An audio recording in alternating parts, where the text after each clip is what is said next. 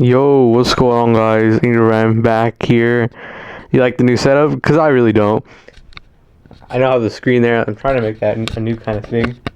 I don't like it because there's so many other places in the room where I could be recording this, like right here in front of my shelf. I don't know if you can see that. Hopefully, I could do it on my desk where I usually did the other two videos. I could do it on the couch I have right here. But no, I want to do it here because I want to use my TV screen to show something in the background from now on when I do these kind of videos. But anyways, I'm already getting sidetracked before even starting on what today's video is going to be about. Excuse me. The FNAF movie. It was great. That FNAF movie. Those are spoilers ahead. I'm going to talk about the FNAF movie and a lot of things that happen in the FNAF movie. So if you don't want to see spoilers, watch the FNAF movie first, then watch my review that I'm going to tell you right now. The lighting's bad, I'm sorry. Anyways, I'm very excited about this video because I have a lot to say about the FNAF movie. So without further ado, let's just get right into it, man. FNAF movie. It was a movie for sure. I thought the FNAF movie was great. I'm pretty sure everyone thinks that by now, but there was just so much stuff in the FNAF movie that has a bunch of references and stuff like that, which is great. It was really great. So let's get started with the plot. So to me, the story, it was very interesting. Spoilers, by the way, one more time, spoiler warning. Story was basically about the side character Mike Schmidt, who was in FNAF 1. If you remember, you guys played the games. He was a security guard that was on the paycheck stuff, so Mike Schmidt, and that was a story about him and about how horrible his life is, and he eventually winds up at Freddy's because he has no money, so he's a security guard there, you know, that kind of thing.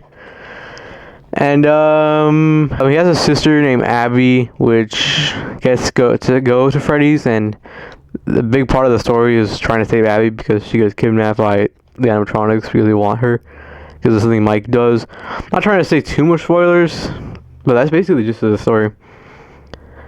There's also some very iconic characters, like first off the main four: Freddy, Bonnie, Chica, and Foxy. Two bonus characters that don't appear. Well, actually, one bonus character that doesn't appear in FNAF 1, which is Spring Bonnie. He doesn't appear at all, but he does in the movie. And William Afton, live action Shaggy. Live action Shaggy. He's a William Afton / Purple Guy. So yeah. And Golden Freddy's in the movie too. Also Vanessa from Security Breach is there, which is strange because, like I said, she's from Security Breach, and that's like the final game. So it's very strange to see Vanessa there. Quite the interesting story change. But okay, first off, I'm just gonna tell you about how I think of the story and the movie as a whole. Then I'll get into all the secrets and Easter eggs and lore bits I want to talk about. So the story I thought was pretty good. It's very interesting take on the general FNAF 1. I was telling Damn about this, that FNAF 1, it doesn't have that much lore. It has like the basics, but it sets up the rest of the FNAF lore. But it's not very, like, if they didn't make up their own story, they probably wouldn't have that good of a movie adaptation like it did, in my opinion. FNAF 1 I'm talking about, not like the other games, because the whole story as a whole can be made into multiple movies. But yeah, so it's good they make their own story about Mike Schmidt and what they did with him. And yeah,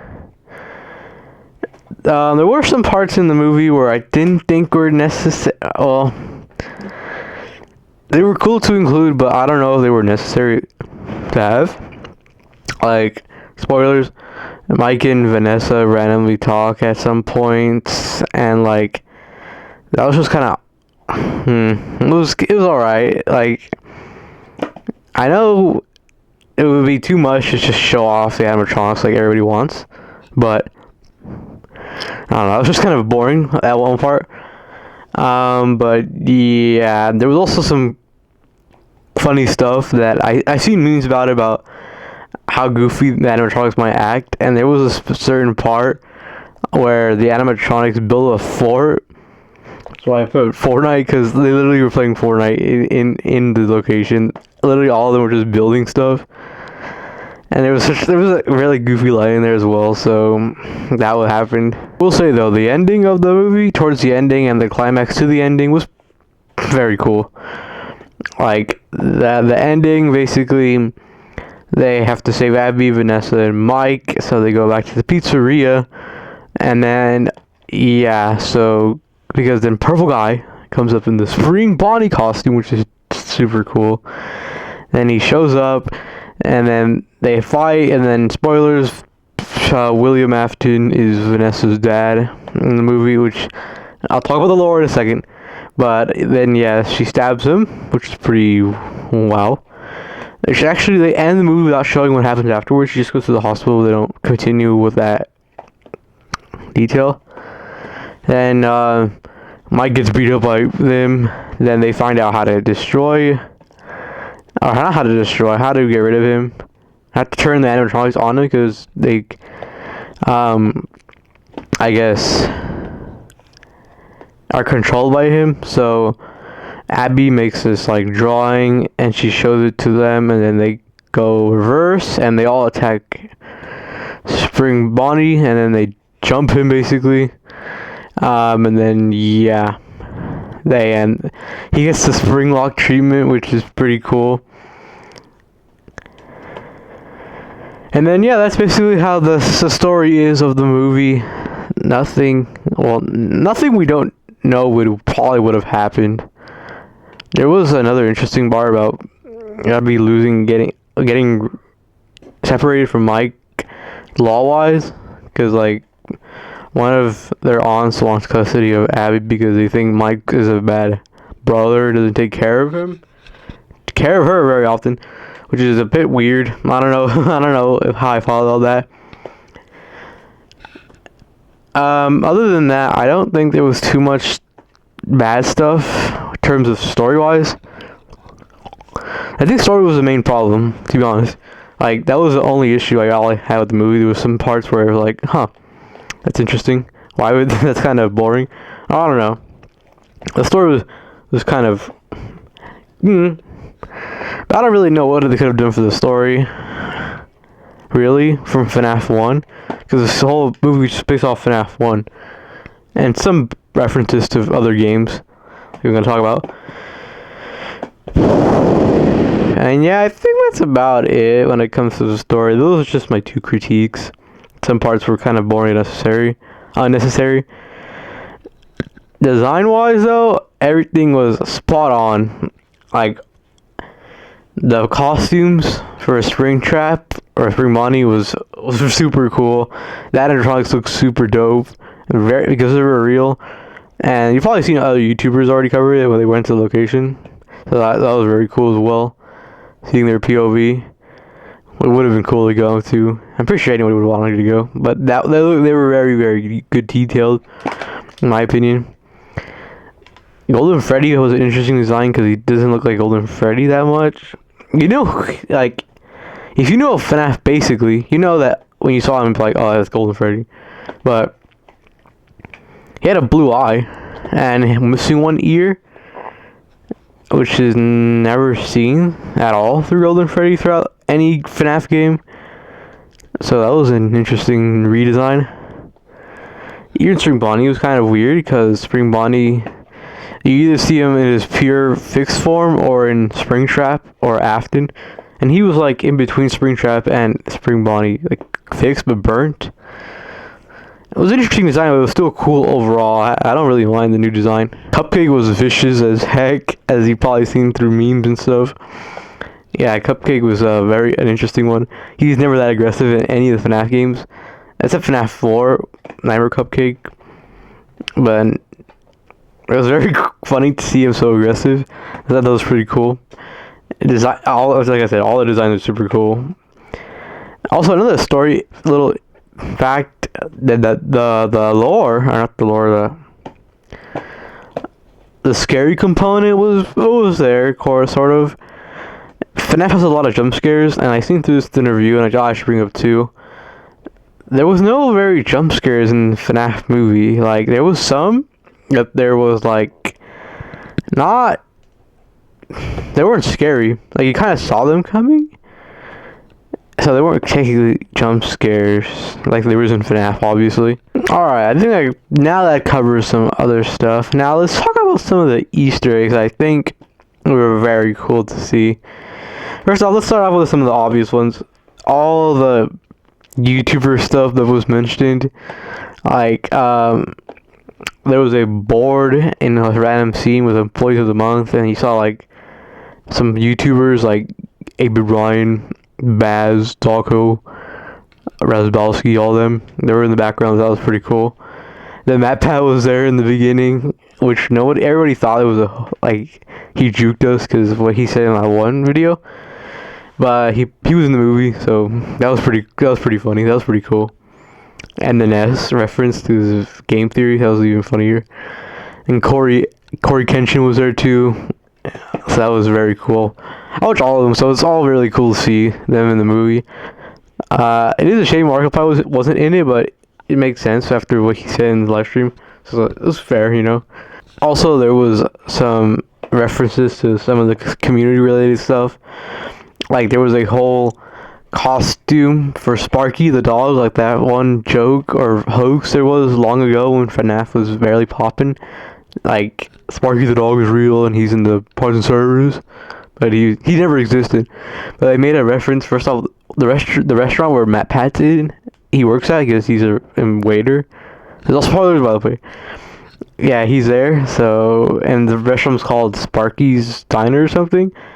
Plus, spoilers again, someone gets stuffed into a suit in the parts and service, and one of the robots is a Sparky costume, which is even cooler and funny. Also, in that same scene, there's another animatronic there, which is Shadow Freddy, which is interesting for sure, because I thought Shadow Freddy's a shadow, literally, but they made him a whole costume there, which is pretty cool. Oh yeah, there's also a random reoccurrence of Balloon Boy in there, which is strange. Balloon Boy, if all these references are somewhat canon, then that means that Balloon Boy already exists in the FNAF universe here. But I don't know, but it was a funny thing that the parts where he wasn't in it was funny, because like those were like actually some of the more scarier parts, because he just randomly appears. Going back to that community part, there was also a book that Michael has that he uses a lot and reads, called Dream Theory, which, you know, if you know, you know, all the theories that there were back then about FNAF 4 with Dream Theory, they implemented it into the story somehow, which is pretty funny, pretty cool, because of all that. Also, Mike works at a security job before he worked at FNAF Freddy's, and it has a bunch of logos with Chica's rainbow from FNAF World, so that's cool. That's pretty interesting. Also, one interesting line that MatPat said, one of the few lines he said, because he wasn't that big of a role, was he said it was just a theory, which is, you know, his signature line throughout his videos. So that was pretty cool. Now let's get into the lore, because that's kind of a major reason why I wanted to make a video on the FNAF movie in the first place, because there's so much lore that I don't even know if it's related to the main story. So for starters, if we're gonna assume this is canon, so this is what I'm gonna do if it's all canon. So this is my opinions if the lore is canon.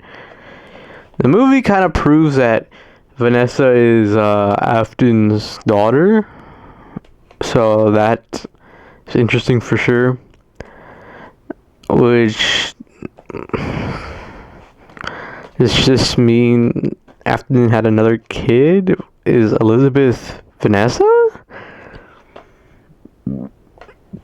No clue. Also, I don't know if this part's lore, but at the beginning of the movie and kind of reappears in multiple scenes of this face that blends your face, which you used to kill the first night guard in the beginning of the movie. And in my opinion, I think that might be the mask that kills you in FNAF 1. Because I don't know if you see my video that if you die in FNAF 1 and you get the game over screen, you get stuffed into a suit, Freddy, and then your eyeballs are coming out of the head. So what if that's what used and that would in the suit and that's what how we end up looking like? That could be a possibility. I don't know how the eyes would do that because I don't know, the movie kind of showed a different way, but I don't know. It just could be a theory. Also, another piece of lore is that all the dialogue that in their interview that Purple Guy says to Mike about the job and stuff, he gives off very similar lines to Phone Guy in FNAF 1, which we all just confirmed that Phone Guy is not Purple Guy.